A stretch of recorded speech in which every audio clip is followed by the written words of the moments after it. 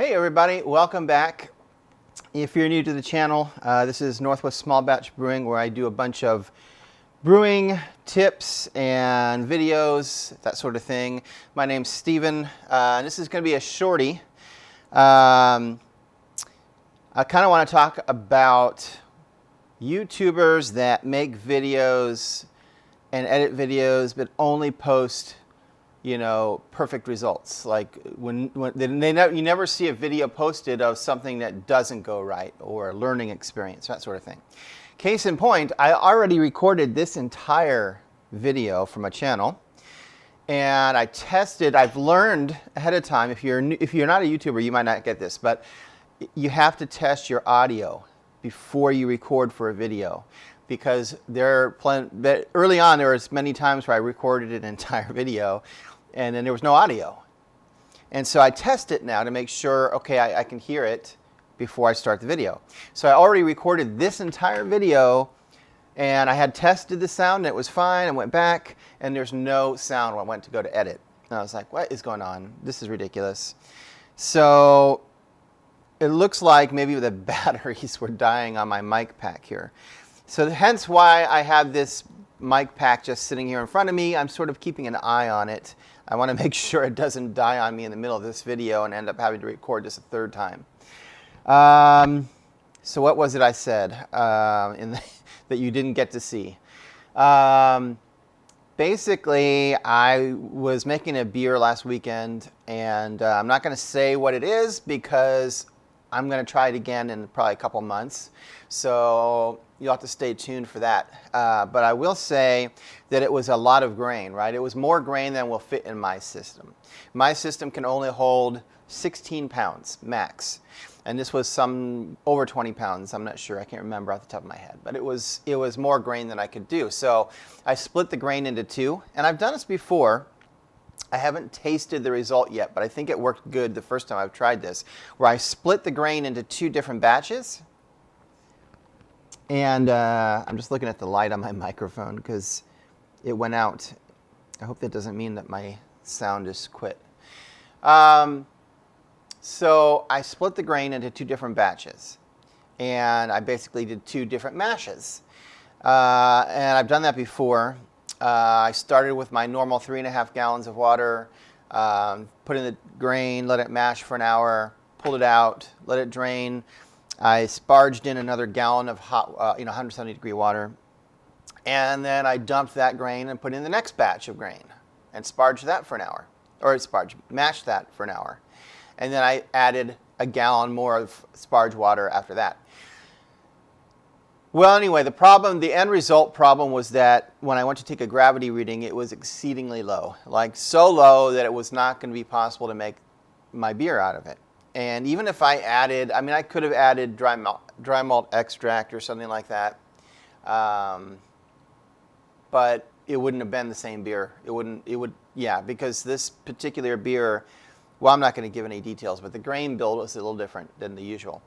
So I had to kind of go back and go, well, why didn't it convert, as much sugar as it was supposed to? And I can only think of one reason. Well, I can think of two. The first main issue was that after the boil, I realized I only had maybe 2 gallons of liquid in my pot. So I believe that even though it seemed like it was mashing fine, I think there was not nearly enough liquid in that second mash. And so the grain didn't really get converted in the second mash. That's my guess. Which means that the learning experience is, if you're mashing, make sure you have enough water. Obviously you don't want too much, or you're going to end up with too much liquid, which will end up, throwing off your gravity numbers. But if you don't mash with enough liquid, you're not going to be able to get, the sugar from the grain, which is, I think, what happened.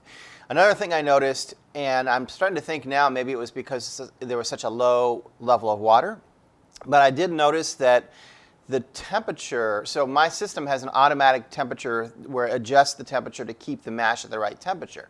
Now there is a range. It turns on, I think it's like a 3 or 4 degree range, which I don't like. And by the way, newer models of the system I use They've apparently fixed that, but the model I have does have like this range that it keeps it in.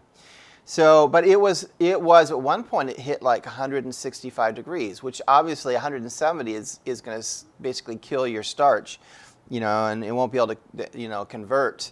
So I was very nervous that it was getting so hot because I didn't set it that high, and I don't know why it was like getting that. It was letting it get that hot before it would turn off. It just didn't make sense.